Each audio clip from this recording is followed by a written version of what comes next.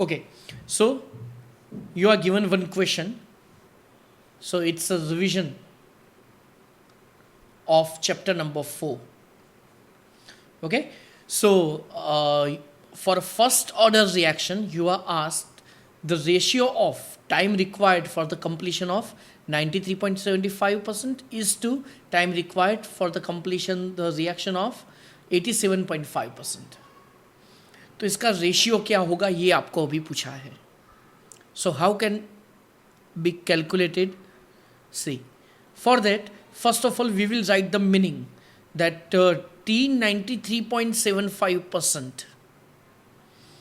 It means if R0 is 100, so at that time RT will be 100 minus 93.75. So it will be 6.25.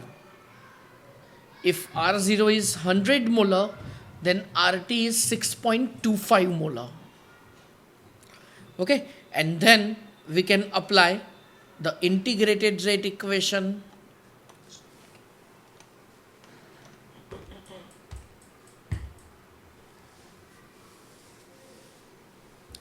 Integrated rate equation, and this integrated rate equation is T 93.75% equals 2.303 by K log of 100 by 6.25. Simple. Okay, and similarly T 87.5%, it means R0 is 100 molar, then RT will be 100 minus 87.5, that is 12.5 molar. Okay, so again here integrated rate equation will be T 87.5% equals 2.303 by K logarithm of 100 by 12.5. Simple. So now here you are asked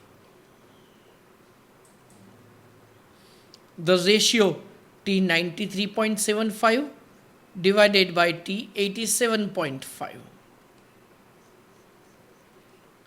So 2.303 by K log of 100 by 6.25 and 2.303 by K log of 100 by 12.5. Chalo. Now one term is cancelled, that is 2.303 by K. So here logarithm of, we can write 1000 divided by 625, and here logarithm of 1000 by 125. अब 25 का square होगा 625 और यहाँ पे आएगा 25 4s मतलब 40, then 5 8s and 5 5s. Similarly here 125 8s. Okay, 125 8s 1000. तो finally बचा क्या, यहाँ पे बचा logarithm of 8 by 5 is 1.6 and here logarithm of 8, इतना बचा. हाँ डन. ओके, इसका लॉगरिथम 0 पॉइंट समथिंग और इसका लॉगरिथम भी 0 पॉइंट समथिंग. 8 का लॉग है 9031 और 1.6 उसका लॉगरिथम है 16 का 0 में. जस्ट मिनट मैं देख लूँ. 16 का 0 में 2041. ओके, तो फाइनली क्या बचेगा पता है, almost it is 0.2, almost it is 0.9. So our answer is 2 by 9, that is 2 is to 9. This is our answer. It is 2 is to 9. Okay, just हमने ये 4-1 and 3-1 नेग्लेक्ट कर दिया. ओके, मेन तो हमें ऑप्शंस देखने हैं 4. तो जनरली ऐसे क्वेश्चन बहुत पूछते हैं, तो इसमें आपको ध्यान रखना है। चलो तो अब आप ही को ट्राई करना है। Again for first order reaction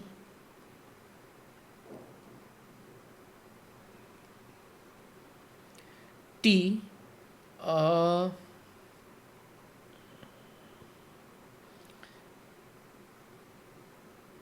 99.9% is to T 50% dash.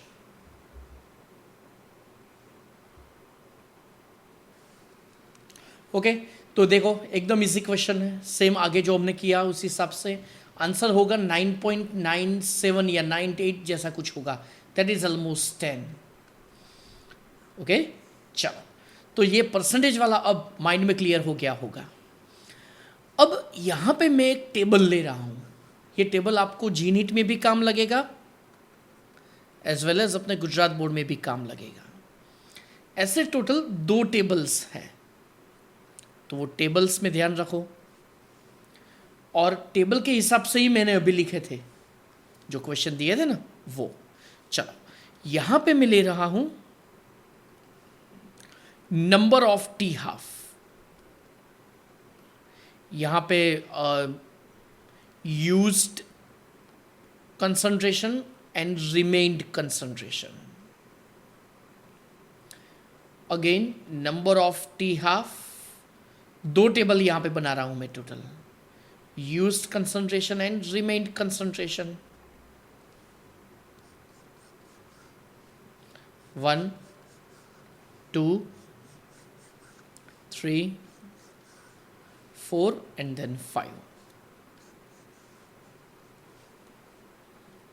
चलो अब ध्यान से देखना यहां पे 1 2 3 4 5 ये तो मैं लिख देता हूं। After first half life time, देखो ये जो दोनों टेबल्स है ना वो फर्स्ट ऑर्डर रिएक्शन के लिए ही है।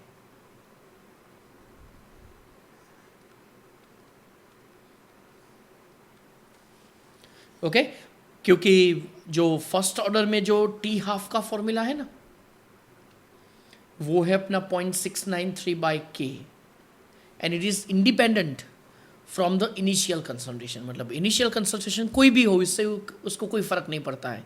After first t half 50% is used, 50% is remained.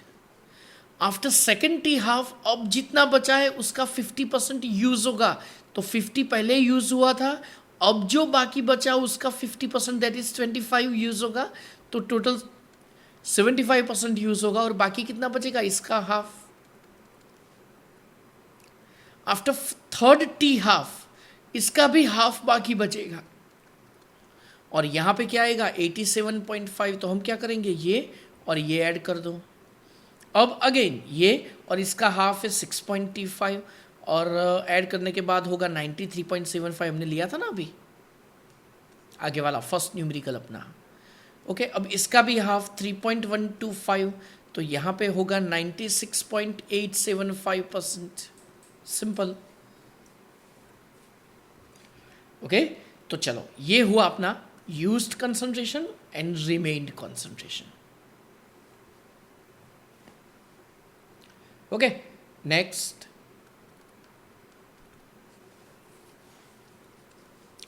Secondly हम यहां पे देखेंगे अभी नंबर ऑफ टी हाफ।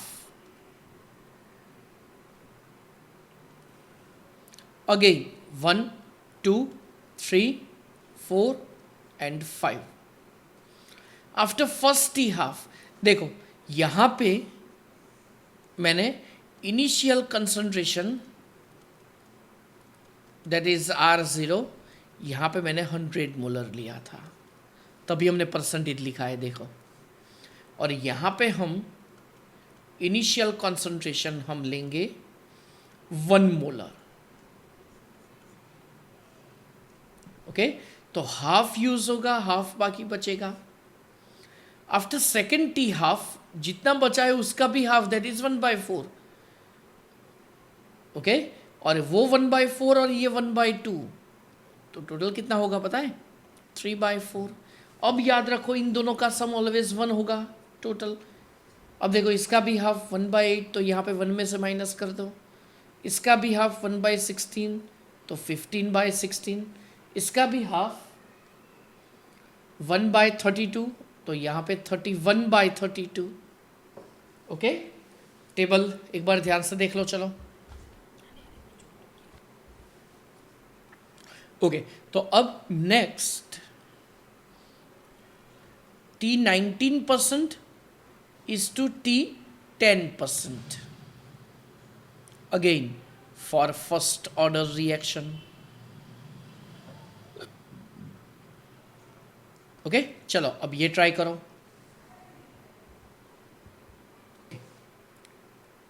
तो देखो एकदम सिंपल है ये, 2:1। ओके, चलो अब परसेंटेज वाले कंप्लीट। उसके बाद नेक्स्ट है अपना again same question for first order reaction T 7/8 is to T 3/4 equals dash. Again T 7/T के नीचे हम जो भी लिखेंगे उतना पार्ट यूज होने के लिए required time means R0 is 1।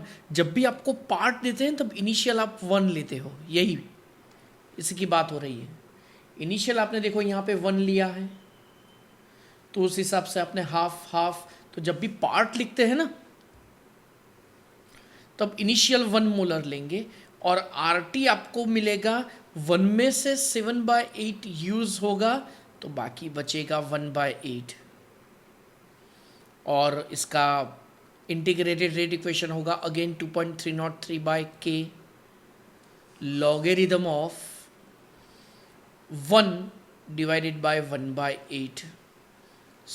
Okay, so 2.303/K log of 1 upon 1/8, that is log 8. Next चलो ऊपर देखो यहाँ पे T 3/4, तो उसका मतलब हुआ again R0 is 1 molar, so at that time RT will be 1 minus 3/4, तो बाकी बचेगा 1/4। so that T 3/4 equals 2.303/K logarithm of 1 upon 1/4. So 2.303/K log of 4.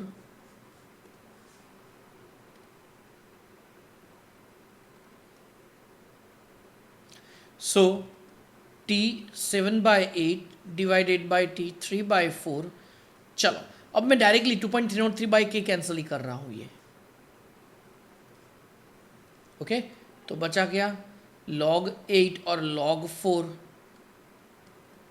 4 2 is 8, answer is 2। Then log of 2⁻3 और यहाँ पे लॉगरिदम ऑफ 2⁻2। ओके, मतलब जो power होगा वो आगे मल्टीप्लिकेशन में आएगा। 3 log 2 डिवाइडेड बाय 2 log 2। चलो दो में log 2 cut, our answer is 3:2।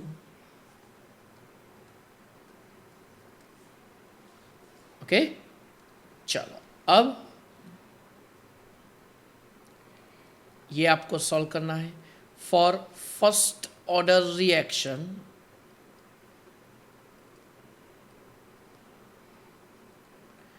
T 12/13 is to T 8/9।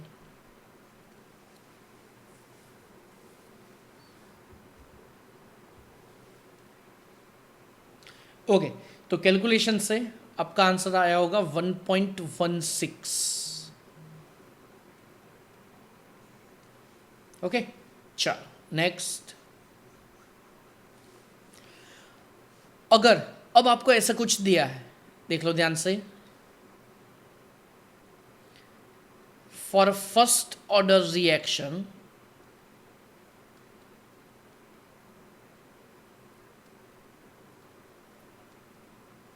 if concentration of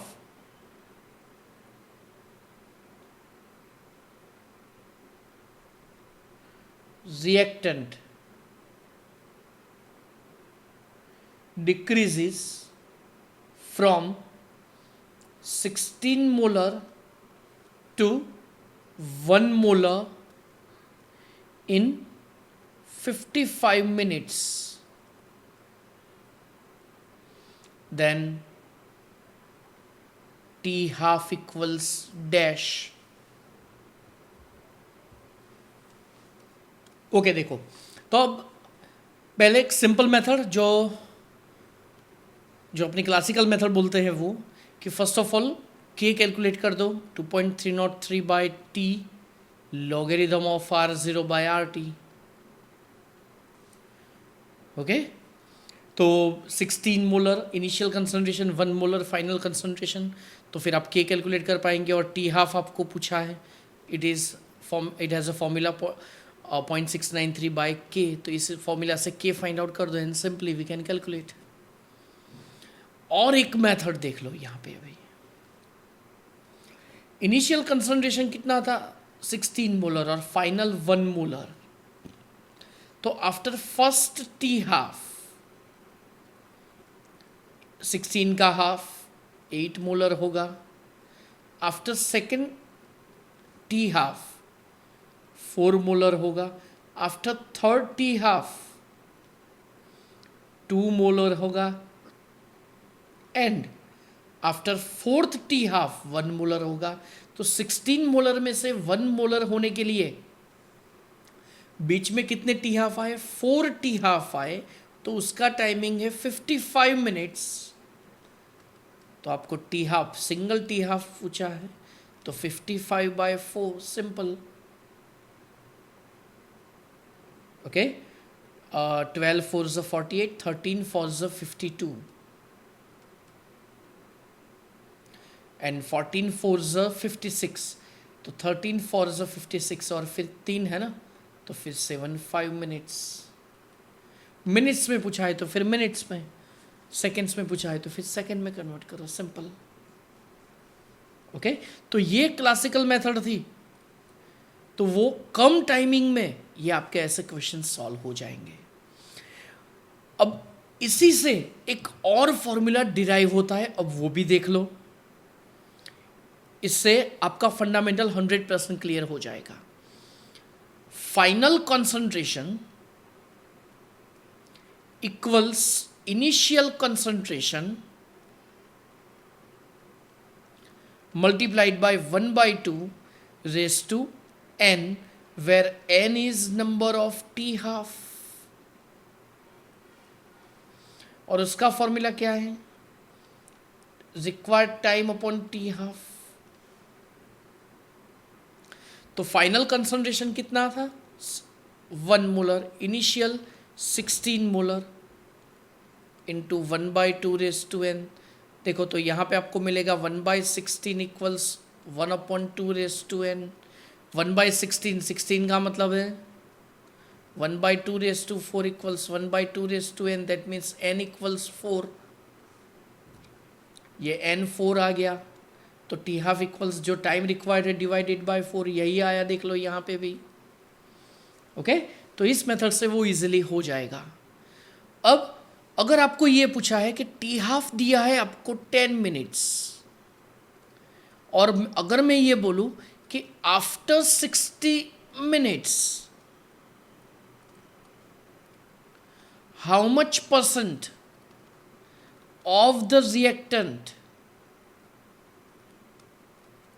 will remain unreacted.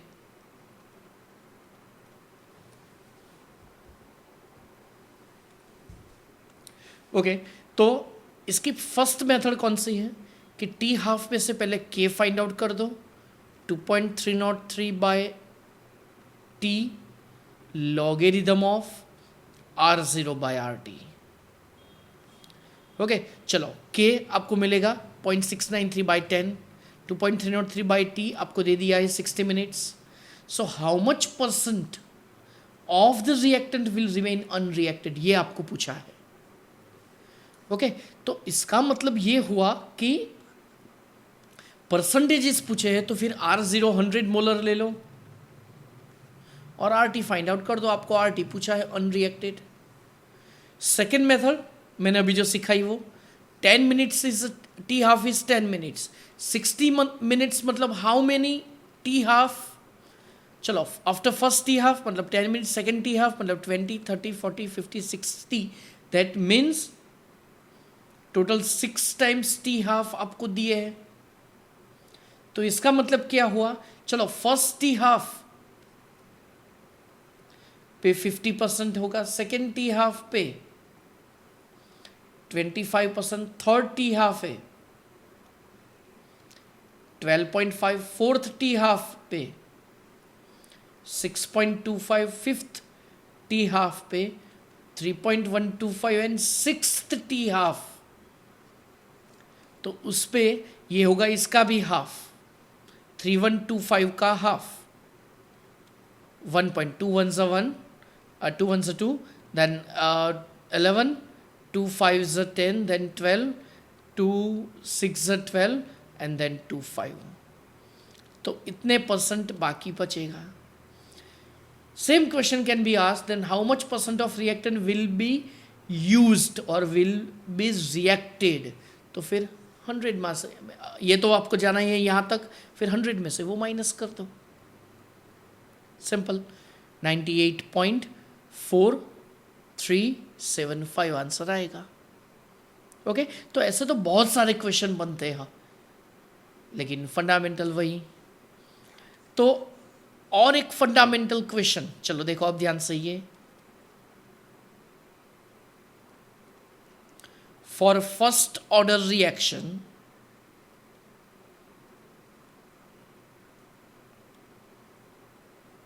time required for concentration to be decreased from 0.6 molar to 0.15 molar is 10 minutes. Then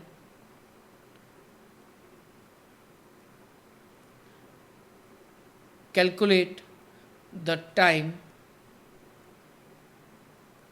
required for concentration to be decreased from 0.8 molar to 0.4 molar equals dash.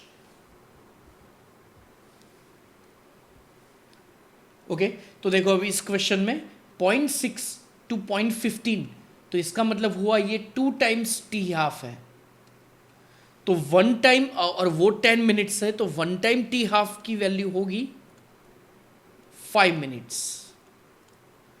और यहाँ पे आपको concentration दिया है 0.8 molar से 0.4 molar, मतलब time required for the half life time, मतलब half life time ही पूछा है, so our answer is 5 minutes. इसकी क्लासिकल मेथड कौन सी है कि पहले k कैलकुलेट कर दो, 0.6 एंड 0.15 दिया है तो k कैलकुलेट कर दो, k is always constant, then again t को सब्जेक्ट बना के फिर से ये वाला इक्वेशन लिख दो, इंटीग्रेटेड इक्वेशन 2.303 बाय t उसमें हम कैलकुलेट करेंगे तो 2.303 by k logarithm of r0 by rt, तो फिर इसी मेथड से वो कैलकुलेट होगा, और ये डायरेक्टली हमने लिखा अभी। ओके तो मेन इसमें लॉजिक ही है कि आप कैसे फाइंड आउट करते हैं और कौन सा लॉजिक अप्लाई करते हैं। सो विदाउट कैलकुलेशन अभी मैंने ये सॉल्व करवाया।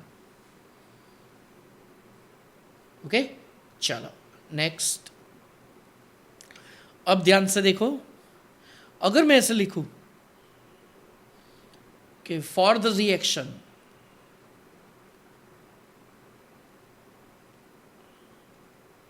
Zn solid plus 2H plus gives Zn2 plus H2, यहाँ पे gas, okay,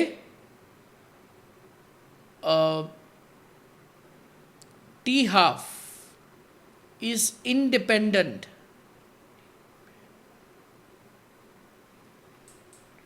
from initial concentration of Zn, and if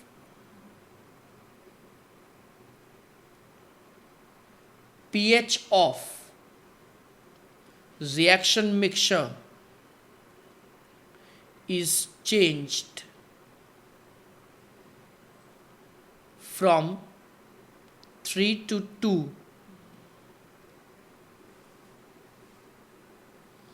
uh, 3 to 2 नहीं, 2 to 1,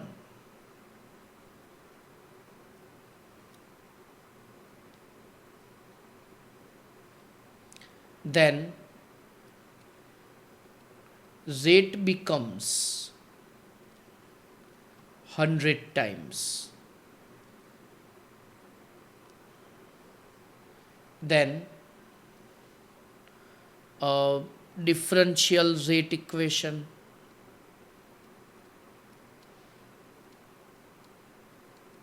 equals dash.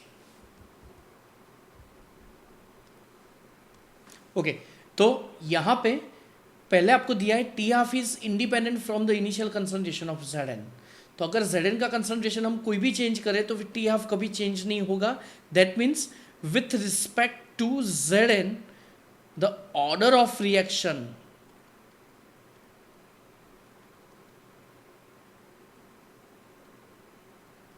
will be 1, क्योंकि फर्स्ट ऑर्डर रिएक्शन में ही T half independent है. Okay, next pH अगर change हो रही है 2 से 1. अब देखो पीएच पहले कितनी थी 2, उसके बाद हुई 1, तो H प्लस का कंसंट्रेशन पहले 10⁻² मोलर, उसमें से 10⁻1 मोलर, तो ये हुआ 10 times concentration, 10 times, and rate becomes 100 times. That means power will be 2. क्यों? क्योंकि रेट इक्वेशन का फॉर्मूला क्या होगा, K Zn⁻1. चलो ये तो पता चल गया. अब H प्लस का यहाँ पे पावर अगर 2 ही होगा, अगर ये 10 टाइम्स इंक्रीज हो रहा है तभी वो 10 का स्क्वायर 100 होगा. Okay, that's why here rate becomes 100 times. It means the power will be 2, that is with respect to H plus, that is a pH, और H plus यूज हो रहा है ना. So the with respect to H plus, order of reaction is 2. अगर आपको total order पूछा होता, ये है अपना आंसर, तो 2 + 1 3 हम लिखते हैं. Okay, simple. तो चलो ये हुआ क्वेश्चन. अब इसी टाइप के, अब देखो ये क्वेश्चन थोड़ा टिपिकल था, इसका फंडामेंटल हम नेक्स्ट लेक्चर में, जब नेक्स्ट सेशन आएगा रिवीजन का, तो उसमें हम लेंगे, जिससे क्या होगा कि आपका फंडामेंटल एक बार क्लियर होगा, फिर ऐसा क्वेश्चन आप इजीली सॉल्व कर पाओगे. तो नेक्स्ट सेशन में होगा अपना डेटा इंटरप्रिटेशन.